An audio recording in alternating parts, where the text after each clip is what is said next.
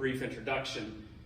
John is another Pennsylvanian who made his way to the Midwest. John Buchanan is the pastor emeritus of Fourth Presbyterian Church in Chicago, having served as that church's senior pastor for 26 years.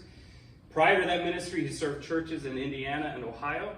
He was the editor and publisher of the Christian Century for 15 years, moderator of the General Assembly of the Presbyterian Church USA for the 208th General Assembly, holds honorary doctorates from 12 institutions, and perhaps most notably, he spends a good deal of his time in the greatest state in the Union, Michigan. So friends, it's my joy and privilege to welcome the Reverend Dr. John Buchanan today.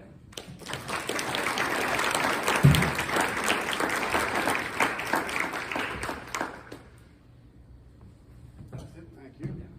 You want this one or This is fine. Okay. Troy, thank you. Especially that Michigan part. You need to know that I lived in Columbus, Ohio for a lot of years. we don't say that about Michigan and Columbus. It's good to be here. Thank you so much for the invitation. And Troy, that was a wonderful little homily. I'm not going to forget Jean Peters, was that her name? I'm not going to forget that. That sort of thing has happened to all of us and has kind of reinforced our sense that legacy societies, investments, endowments are really incredibly important to the ongoing ministries of the church. And I'm glad you're into this, and I want to encourage you to continue. At Fourth Church, the story is much the same as Kirkland Hills. We have a 100-year-old building. It was not built for this age, so it's not, everything had to be handicapped accessible. It's been a very expensive building to upkeep. And had it not been for the endowment, which by the way does the same thing at Fourth Church, Church of the Hills, it essentially pays for the building and allows all the other income to go to mission and ministry. And that in turn makes the church a very lively and attractive place. We're doing all kinds of involvement in the community. I looked up, I guess Sue told me about William Ferry. What an amazing man he must have been. Was he mayor or something politically? I think he was, well, whatever. He was deeply, deeply involved in Western Michigan and this area particularly. And he's a reminder of the deep Presbyterian value of investment in communities where they are. We've been embedded in American culture long before the Revolutionary War. One of our pastors, the president of the College in New Jersey, John Witherspoon, was the only clergy to sign the Declaration of Independence. And in the 18th and 19th centuries, Presbyterians went everywhere. And everywhere they went, they got involved in the community, mostly through education.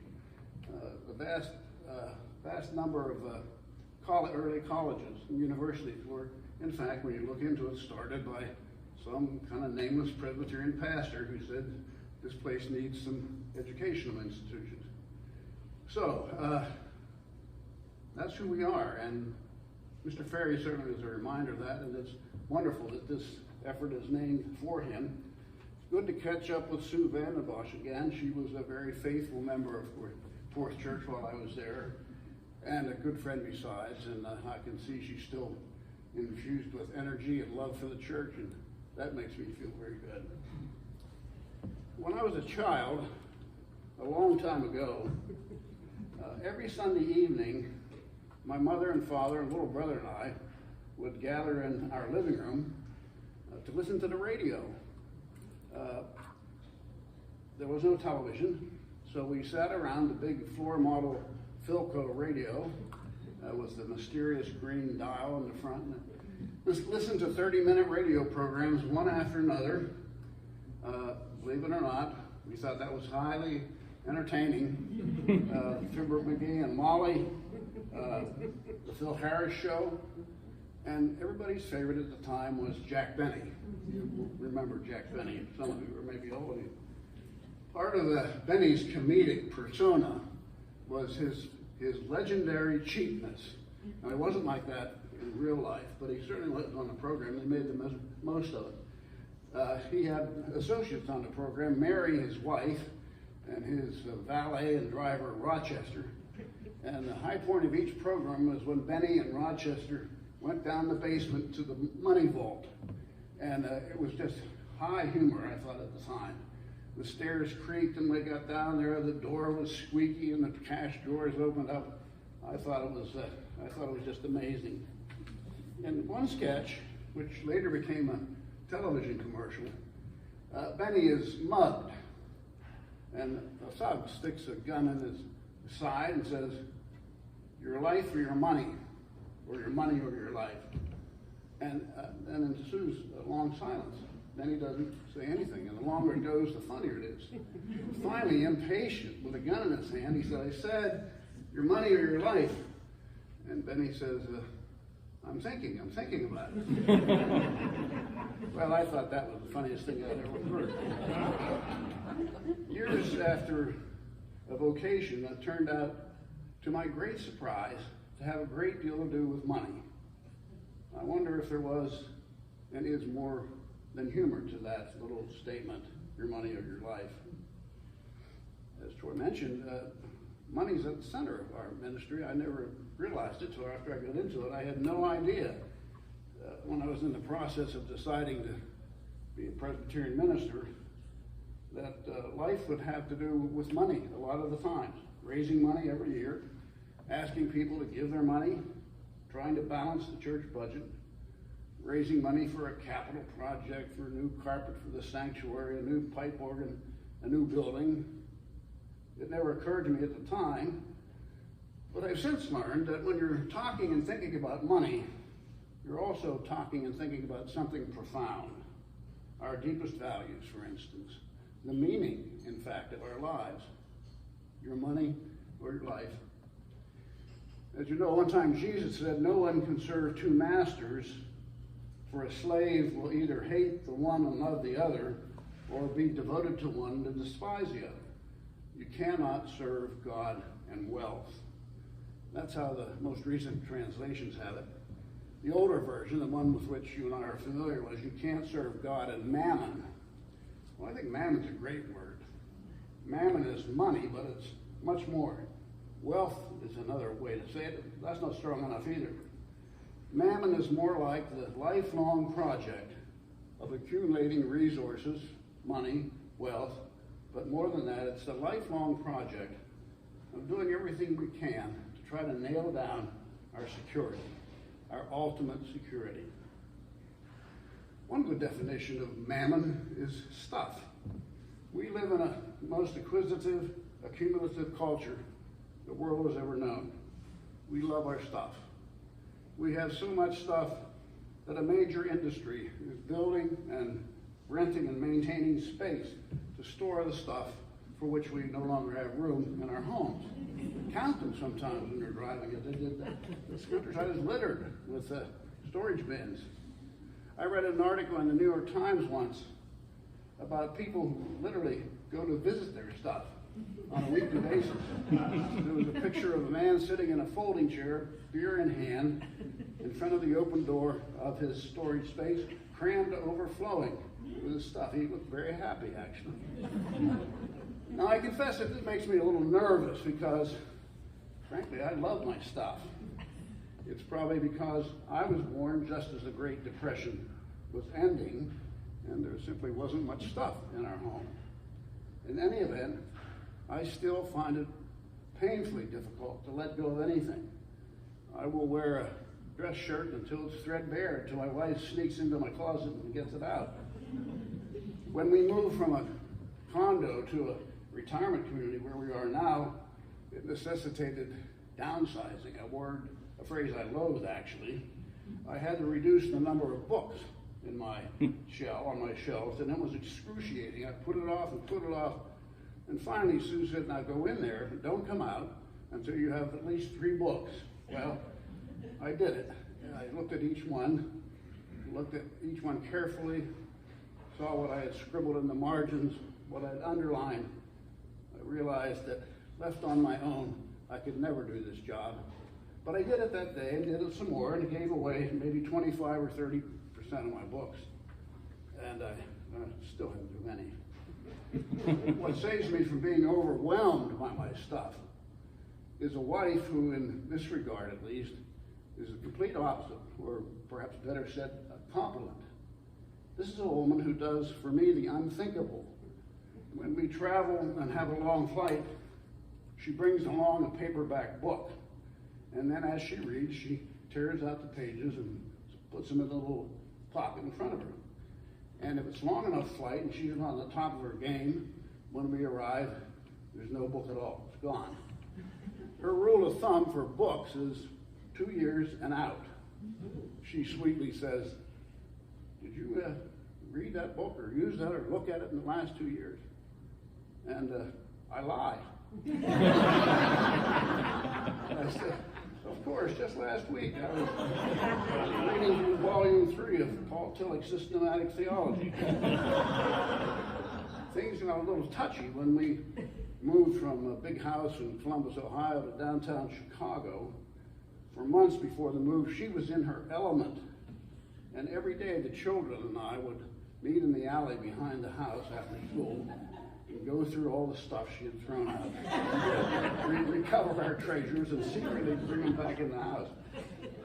You cannot serve two masters, Jesus said. You cannot serve God and Mammon. Please note that he did not condemn money. Having money, being wealthy. Money's not the problem for Jesus. He had friends who, by the standards of that day, were men and women of means. Money isn't the problem. It's serving, worshiping, trying to secure your future, trying to establish and nail down the meaning of and significance of your life on the basis of what you accumulate and own. Mammon doesn't work, doesn't get the job done. If you're looking for meaning, if you're looking for salvation. St. Paul said much the same thing. He wrote to his young protege, Timothy, love of money is the root of all evil. Notice again the balance. It's not the money that's the problem. There were some in Paul's day who thought money was the problem, evil, and to be avoided in a life of self-denial and poverty, but not Paul. It's the love, the value, the accumulation in order to secure yourself. Popular author Anne Lamott, who is, by the way, a Presbyterian, says, I've been rich and I've been poor. Rich is a lot better. St. Paul's first letter to Timothy is full of down-to-earth, wise, practical advice from an older man to a younger man. We brought nothing into this world, and we can take nothing out of it. That's St. Paul. One of those priceless New Yorker cartoons showed two elderly gentlemen, clearly very wealthy, immaculately dressed, three-piece suits, top coats with fur around the collar, walking sticks, standing in front of the fresh grave of their former business partner. How much did he leave, one asks. And the other says, he left all of it. The late Robert Woodlynn was head of the Department of Religion at the Lilly Endowment. And he wrote, money has a particular power in American life. Lacking a landed gentry or titled aristocracy, the primary indicator of status in American life is the amount of money a person controls. Consequently, money has a symbolic place in our common life that enables it to fulfill a number of economic functions, non-economic functions. Money, he said, is the way many middle-class Americans keep score in various competitions. There's a downside to all of this, of course. We know now that when money and wealth become the guiding light, the major life goal, relationships suffer, and so does emotional and physical health. When making money becomes the determining factor in one's life, something very important disappears. But money itself is not bad. In fact, money is potential for good, for creativity, for imagination, for justice and mercy and health. Presbyterians are sons and daughters of John Calvin, and even if never read a word of Calvin, which I suspect is true for many of us, we have been profoundly influenced by John Calvin and the 16th century Protestant Reformation. For most of history, after all, worldly was a derogatory bad word. Before the Reformation, Christians seemed to believe that the world was a nasty, sinful place. Christianity seemed to believe that the human body, by all means, with its appetites and desires, its passions and needs, its messy physicality, was to be subdued, denied, ignored, and disciplined.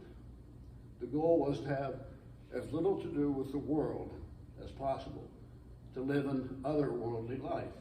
The ideal, pre-Reformation, was life in a cloistered monastery, celibacy, poverty, life securely apart from the everyday life that everybody else was leading. Remnants of that thinking are still very much alive. The Roman Catholic insistence, for instance, that celibacy is better, more moral, more pleasing to God than a life of normal, healthy sexuality. More moral than God wants. And some evangelicals and evangelical Protestants continue to teach that the good life is lived a safe distance from the temptations of the world. That's reflected in a little ditty I learned to sing when I went to Bible school with my Baptist chums long, long ago. Maybe you remember it. Be careful, little eyes, what you see. Be careful, little eyes, what you see. For the Father up above, you know the song, looking down in love. So be careful, little eyes, what you see. And then it went on. Be careful, little ears, what you hear. Be careful, little hands, what you touch. Be careful, little feet, where you go. Those same Baptists, by the way, were absolutely sure that drinking alcohol and smoking cigarettes, both of which my parents did, constituted a direct road to hell, along with other worldly activities like dancing, going to the movies, playing cards, even for them reading the comic strips on Sunday. I sang that little song with gusto. But even at the age of 10, I knew that something was terribly wrong there. Well, it was John Calvin, actually, who said that Christian life is to be lived thoroughly in the world, this world, with all its moral ambiguity and messiness and violence, that it is a Christian responsibility to live out life of discipleship not apart from, but within the structures of society, political, social, economic, artistic, financial. The world is not a dirty place. The world has fallen, to be sure, never quite living up to God's expectations of it, but the world is the apple of God's eye. God loves us, the world, so much as to create it, as to bless it, as to call it good, and come to live in it, in the life of a beloved Son. Calvin insisted that Christian faith has everything in the world to do with the world. 16th century Geneva, Switzerland, where he was. In its laws, with his influence, Geneva passed the first labor law, the first youth children laws in history. He was on the town consistory, and in that role, he helped to establish new guidelines for accurate scales in the marketplace, so that merchants weren't ripping off their customers. In fact, he was even involved in constructing a sewerage system. Worldly Christianity is what Dietrich Bonhoeffer called it. Early 20th century German sociologist and philosopher, author of The Protestant Ethic and Capitalism, Max Weber, said that Calvin actually changed the way civilization thought about wealth, and credited John Calvin with inspiring the spirit of capitalism. Jesus said, "Do not store up for yourself treasures on earth, where moth and rust consume, and where thieves break in and steal. For where your treasure is, there your heart will be." Did you ever think about how counterintuitive that is? Opposite to the way we think it should be. He should have said, "Where your heart is, there your treasure is." He said the reverse. He said it's much more complicated and complex than that. Your treasure, where it is, What you do with it will reflect your deepest commitments, your true passion, your heart. Someone observed that our personal credo is written in our check stubs. Today, that would be our monthly Visa or MasterCard bill. I've been thinking about this a lot recently. I've been thinking about legacy, my legacy, modest as it is. What difference in the final analysis my being here has made in the life of the world? I think we all get around to thinking that. The passing of time promotes it. Another birthday at an age when I used to think was very, very old. Grandchildren graduating from high school and college, grandchildren getting married. Now, I'm particularly fortunate that my grandchildren are absolutely the most beautiful and finest grandchildren in the world. I've got pictures here to show you. I'm profoundly grateful that the world will be a better place for their having lived in it. And that I had something to do with that makes me very grateful. But beyond that, I want to do what I can to assure that the societal structures that I believe are important and absolutely essential to human well-being are strong and sustained into the future. The arts, education, for instance. Robert Frost said somewhere that you can do far worse than give your heart to a college.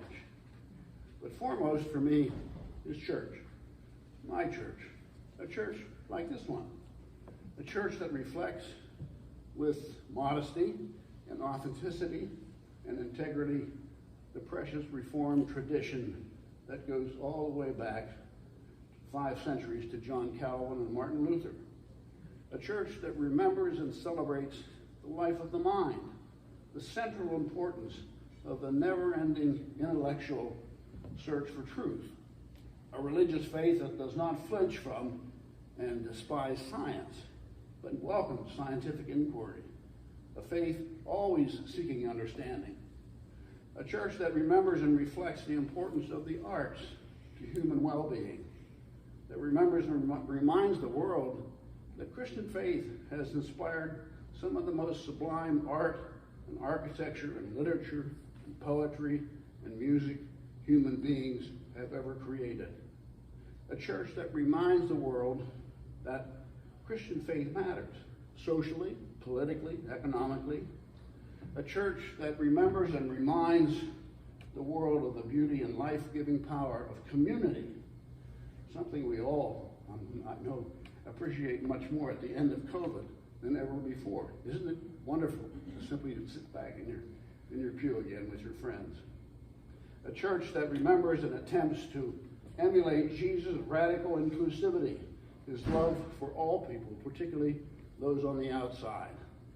I want in some way to be part of strengthening and giving life and courage and a secure future to that kind of church for my children and grandchildren and their children and grandchildren.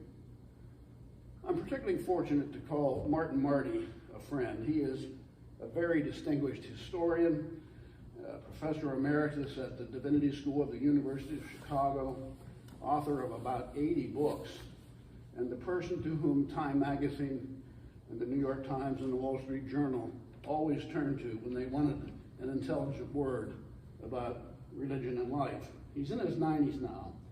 He was legendary for his scholarly output and grueling schedule. Marty would go anywhere to make a speech, to do a lecture, teach. Someone asked him why he continued to do that. His response was a classic and a useful way to bring this to a close. He quoted blind pianist George Shearing, I suspect some of you remember him too, who when asked if he had been blind all his life responded, "Not yet, not yet." Well, Marty wrote, "Not yet." When asked whether I've done all the seeking and aspiring, all the enjoying and loving, all the greeting and cherishing friends and strangers, and asked whether I've heard all the music and tasted all the wine and food and participated in the blessed Christian community that I'd like, I answer, not yet. So we're not done yet. For most of us, the final not yet will be the final disposition and investment of our resources, the work of our hands, the psalmist eloquently calls it, the final summation of our being here. And so in that spirit, I commend to you this wonderful effort, this wonderful church, the Ferry Legacy Society. Where your treasure is, there your heart will be as well. Thank you so much for listening to me.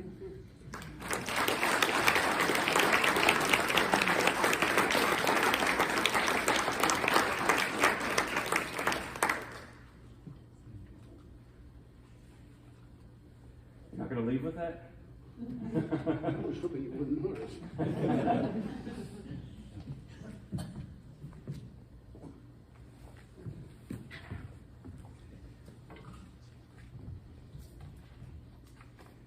Thank you, John. So, thinking about legacy is a newer endeavor for First Presbyterian Church Grand Haven. The William Montague Ferry Legacy Society began only in 2016, shortly before my arrival. Our records now show that there are 22 households as part of the Legacy Society, so that is tremendous news and tremendous growth. Some of you are here today. Thank you for being a part of the society. I'm not going to ask you to stand up, so don't worry about that. Some of your names are on the wall, and some of your names are anonymous on the wall. But let's just give a moment of applause to thank those who are already part of the Legacy Society.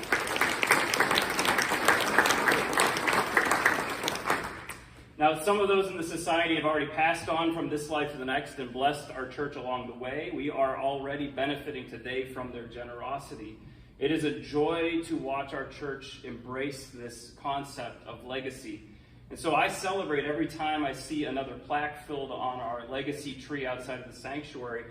And I do so because those names are part of what will help us ensure that the ministry of Christ will continue through the church that William Ferry founded all the way back in 1836. Because of COVID, and frankly because Jess and I are trying to be adults now, we got our estate plans together last year, which Alicia's back there celebrating because she's been after me to do this.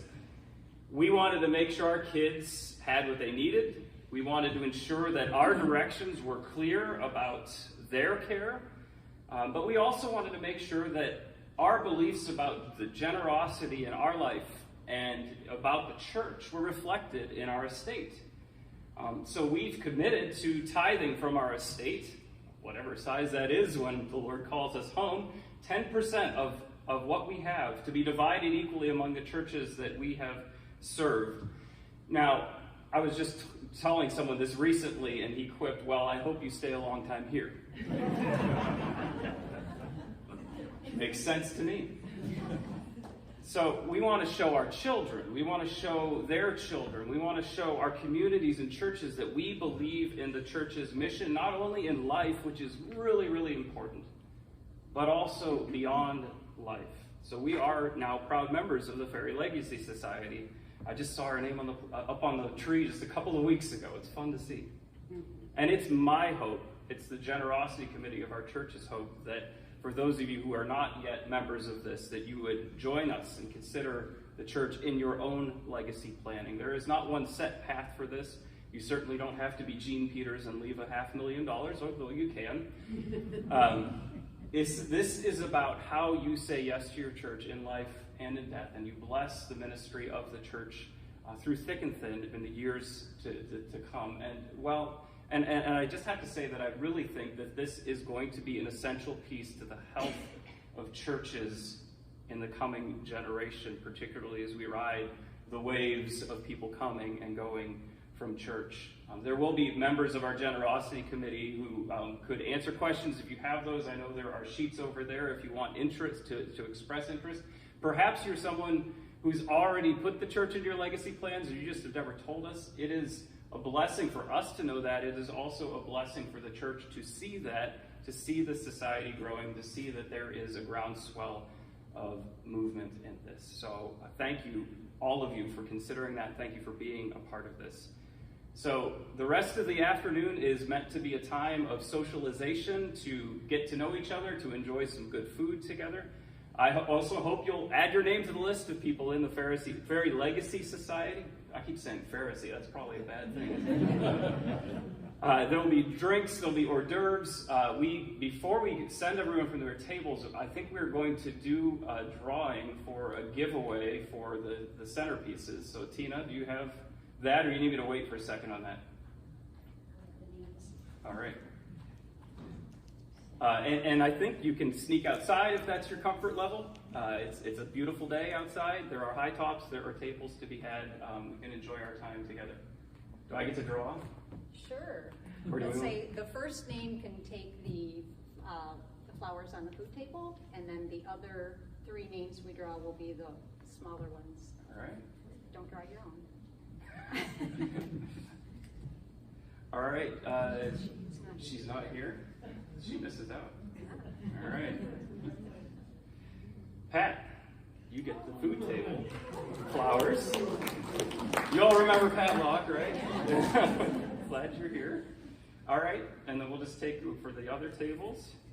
The McLaughlins get to go home with some flowers.